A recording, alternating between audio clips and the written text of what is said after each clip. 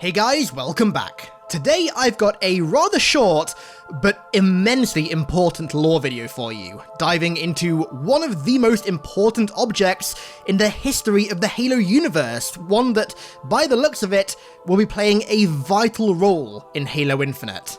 This object allowed the UNSC to stand their ground against a force that seemed utterly unstoppable and helped them stave off total galactic annihilation. It facilitated the Covenant's rapid invasion of human space, allowing them to glass colony world after colony world and rack up a death count of over 10 billion innocent humans, all in the name of their gods and their supposed great journey. And it even allowed the Foreigners to resist the rampant spread of the Flood long enough to allow the Halo array to be activated, eradicating all traces of the parasite and their food, and preventing total galactic consumption. I am, of course, talking about the humble Fusion Coil. Given its newfound utility in Halo Infinite, I decided that it was finally time to dive into the lore behind not only the human Fusion Coil, no, but also its foreign brothers and cousins as well. It's going to be a shorter one than usual, but I'll be damned if it isn't going to be a sweet one. So, let's begin. The human-designed Fusion Coil is a storage container for highly lethal and radioactive superheated plasma. The casing is comprised of an aluminium body and several glass windows, and is likely to be lined with lead to prevent the radiation from seeping out into the surroundings. However, despite this, each Fusion Coil is designed to be as light and as portable as possible, hence why simply walking into one is enough to knock it over and even displace it. Now, this might seem like a glaring safety hazard given how unstable the contents of the core are, but fear not, UNSC logistics officers are adamant that the Fusion Coil is, in their words, the safest, most intelligent way to transport and store highly explosive compressed plasma energy. So, I guess we're just gonna have to take their word on that. Anyway, now that all the health and safety people are satisfied, let's inspect the contents of the coil. The plasma. Comprised of plutonium and nitroglycerin, this radioactive cocktail is extremely dangerous and unstable. The stable, and I say that in the most tenuous way possible, the stable colour of this plasma appears to differ based on when it was created, with all the cores up until the Covenant's invasion of Earth containing a dark green plasma, those created during and shortly after their invasion containing a warm golden plasma, and those created in the post-war era containing a light blue plasma. The reasonings behind these deviations in colour are unknown. However, when disturbed, displaced, damaged, or just looked at the wrong way, the colour of the plasma will begin to change to a more ominous red, indicating that the plasma core is becoming unstable, which, if disregarded, leads to explosive results.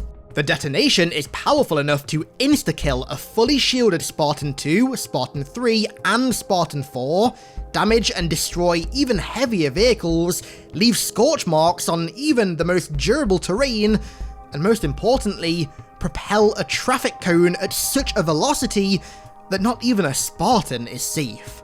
Now, the reason, beyond portability of course, that something so unstable is stored in such a flimsy casing is top secret.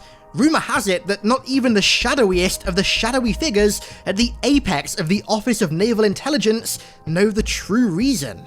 All those who work with these dangerous cores have been told is that the answer is, and I quote, very scientific.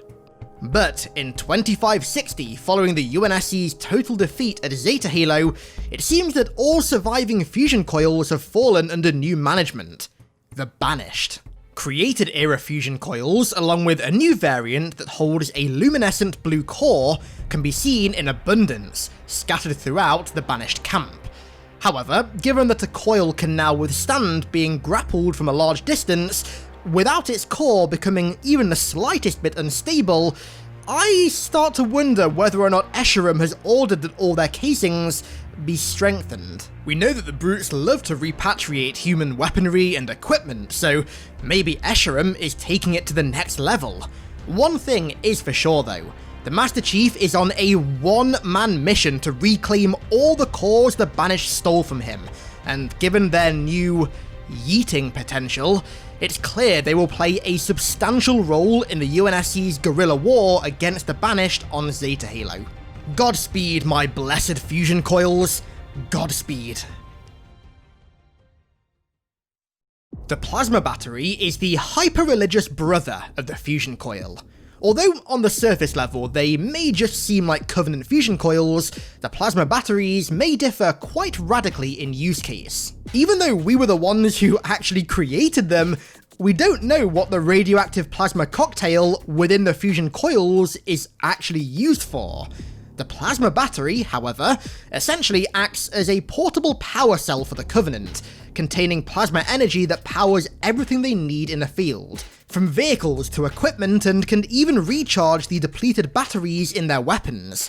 As such, much like the Fusion Coil, they are light and portable. However, they do come in various different shapes and sizes.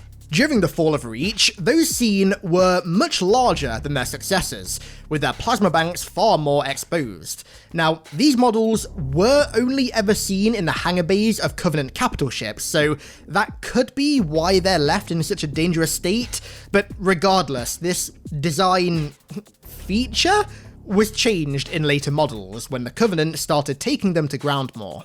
In Halo 2, the Plasma Battery looks like a chair, or a beanbag of sorts. I'm gonna be honest, for years I never understood why Covenant chairs were exploding when I shot them, but it turns out they aren't chairs, they're just storage units containing highly volatile plasma that powers the equipment around them. Who would have guessed it? And then, throughout the events of Halo 3, we encountered the Vantus Pattern Eolipile. I think that's how you pronounce it, the only uniquely named plasma battery that we know of. Surrounding the thin core is a light alien metal casing with rather weak energy shields for protection. Quite an aesthetic design though, if you ask me. Apparently though, the grunts that are in charge of their transport and maintenance in the field seem oblivious to the devastating consequences of placing a large number of these batteries in areas likely to come under enemy fire. When you give the grunts such a dangerous job, I mean, can you really be surprised when the outcome is less than satisfactory? I mean, you did glass their home planet after all. Something all of the plasma batteries share, regardless of their varying case designs, is that they're more durable than fusion coils, able to withstand more impact and damage before their cores become unstable and they explode. And when they do explode, they seem to do far less damage to any unlucky bystander than a fusion coil. Perhaps the Covenant learned to more safely store their plasma after hundreds of years of using it. Or perhaps UNSC health and safety regulations aren't all they're chalked up to be. And now for the distant and rather esoteric brother of the fusion coil, the Forerunner Power Core. Contained within these ancient metal casings is some sort of energy. The cores themselves are designed such that they can be almost plugged into certain Forerunner walls, allowing them to supply energy to entire facilities, constructs, and even ships. Their casings, however, are extremely weak and upon even the lightest impact can break, causing the highly unstable energy within to explode to devastating effect. The standard cores were seen all throughout Delta Halo and the Ark and are likely universally present among all the Halo installations. However, Requiem, along with the Didact ship the Mantles approach, contained a different variation of the power core, now containing a distinctive orange energy and with a much stronger outer casing. There was also another strange variation of the core found within what we believe to be the domain in Halo 5, resembling a fusion coil more than a power core, but equally as destructive. But there does exist one more variation of the power core, a variation of the core that may have very well been designed to counter the Flood. Yes, these things are known as energy cores and can be found scattered around the frozen wastelands that lay before the entrance to the library on Delta Halo, within its infamous quarantine zone. These bouncy, triangular testicles of death seem to have taken the unstable core element of the power cores and almost weaponized it, creating alien landmines that, although can be displaced quite easily, create an incredibly devastating explosion if impacted too heavily. Given their placement outside the library and deep within the quarantine zone, one can only assume that these things were some sort of experimental anti-flood defense system, given their penchant of swatting away things that stand in their way. If a combat form ever tried to swat one of these bad boys out of the way, then they're gonna have a bad time. And so, there you have it, the full lore behind the Fusion Coils and all of their distant brothers and cousins in all their explosive and stable glory. Given their sheer importance in Halo Infinite, and also the fact that I had no other video ideas at the time, I figured that this was the perfect video to make. So now, whenever you grapple and yeet a Fusion Coil at a brute's face, you know the deep scientific lore about what exactly you're yeeting. And that, ladies and gentlemen, is why I started this channel in the first place. And with that said, that's going to be all for today's short yet incredibly sweet lore video. I want to give a massive thank you to Eddard BlackFire and Larry Imbordino for becoming new iconic ones over on Patreon. Very much appreciated, thank you very much my friends. Along with, of course, everybody else who continues to support me over there. And thank you all so much for watching, I really do appreciate it. And I'll catch you all in the next one.